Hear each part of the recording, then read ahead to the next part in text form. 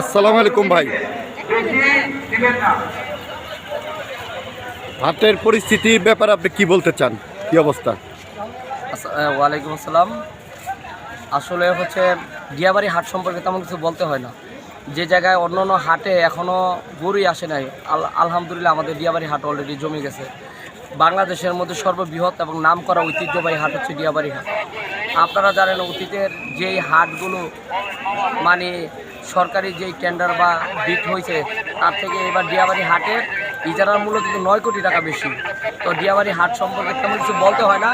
দিয়াবাড়ি হাট একটা ঐতিহ্যবাহী হাট। এখানে ক্রেতা যারা গরু ক্রয় করে তারাও খুশি, যারা বিক্রি করে তারাও খুশি, এবং তাদের জন্য সব স্তরের নিরাপত্তা, খাবার ব্যবস্থা, পানির ব্যবস্থা, শৌচাগারের ব্যবস্থা আছে, বিদ্যুতের ব্যবস্থা আছে, এবং